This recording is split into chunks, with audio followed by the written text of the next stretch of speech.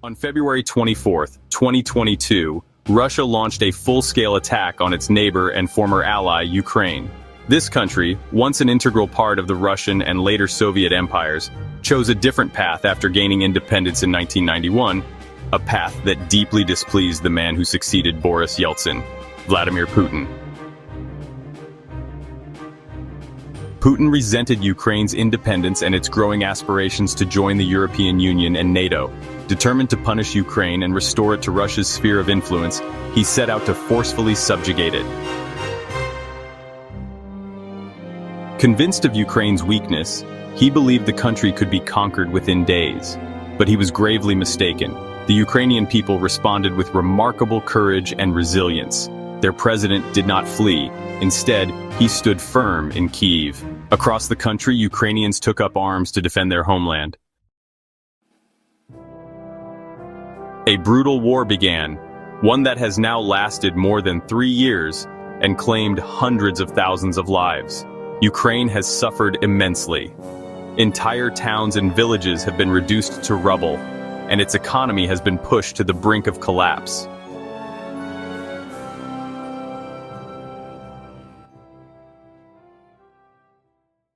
Yet in waging this war, Putin has inflicted the most devastating blow not on Ukraine, but on Russia itself. He has triggered what may be the final collapse of the remnants of the Soviet Empire. This video is dedicated to the fall of the Soviet Empire. But to better understand the course of history, we begin our story with the final days of the Russian Empire. Picture this, a sprawling empire stretching across 2 continents, ruled by one family for over 300 years. The Romanovs had it all. Palaces dripping in gold, armies of millions, and absolute power over 125 million subjects. But World War I changed everything. While Tsar Nicholas II played war games with his troops, real soldiers were freezing and starving in the trenches. The people were hungry, angry, and ready for revolution. Then came the breaking point. In the bitter winter of 1917, bread riots erupted in the capital. The army, instead of crushing the protests, joined them. The mighty Tsar, who ruled 1/6 of the Earth's surface, found himself trapped in a train car, signing away his throne with a pencil. Just like that, 3 centuries of absolute power disappeared. The Romanov dynasty fell harder than any empire in history. No more golden eagles, no more winter palaces, no more divine right of kings. But here's the wild part.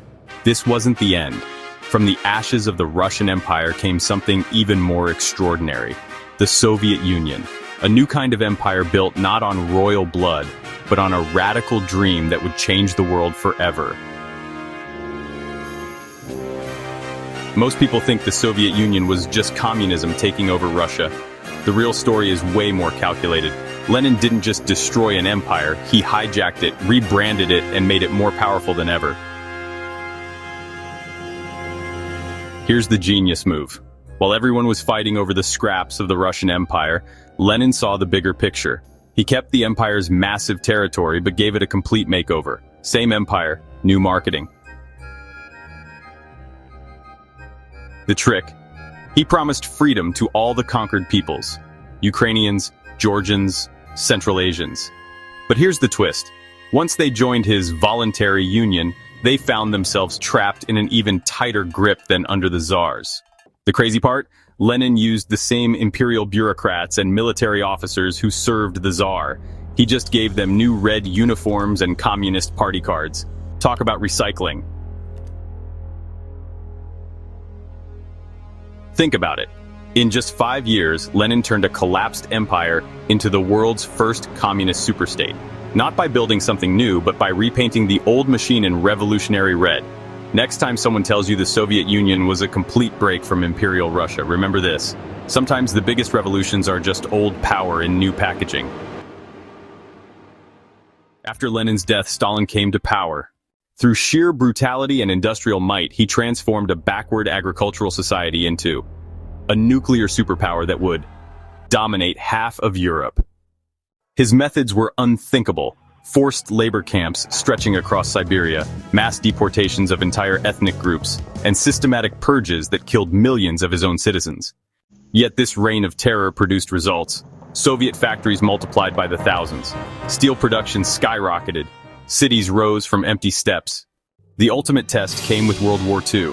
Despite losing 27 million people, the USSR crushed Nazi Germany and emerged as America's only rival. Stalin's empire stretched from East Berlin to the Pacific Ocean. His secret police maintained control through fear and force in every occupied nation.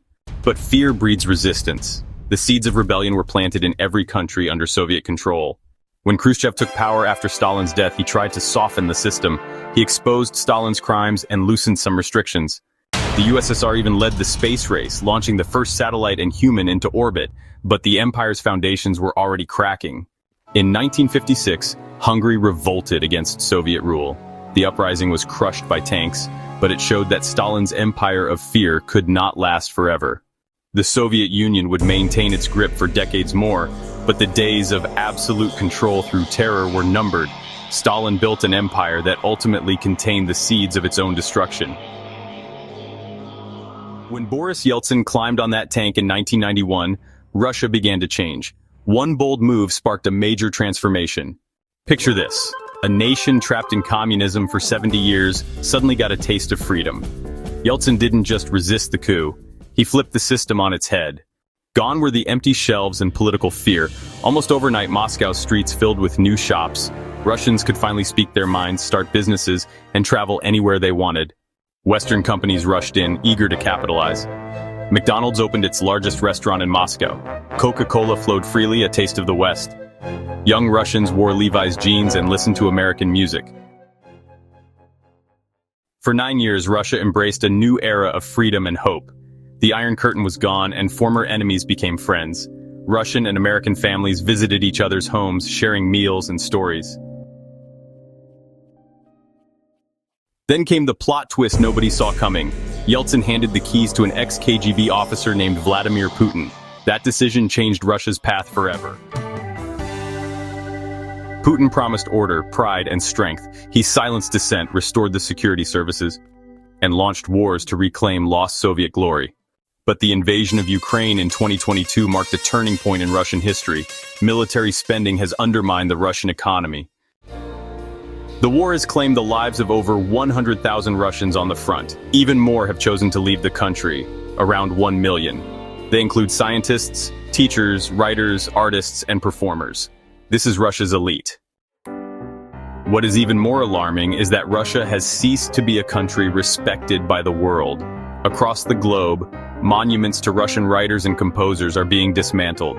The Russian language is being removed from foreign university curricula. The word Russia is now spoken with contempt. Today, Russia faces an existential crisis, a shrinking population, a crippled economy, and international isolation that may last for decades. Will Russia fragment into new states? Will it become an isolated fortress like North Korea, or can it somehow reinvent itself once again? The collapse of the Soviet Empire was not a moment, it was a process. And that process may not be over yet. What do you think? Watch our shorts and videos, subscribe to our channel.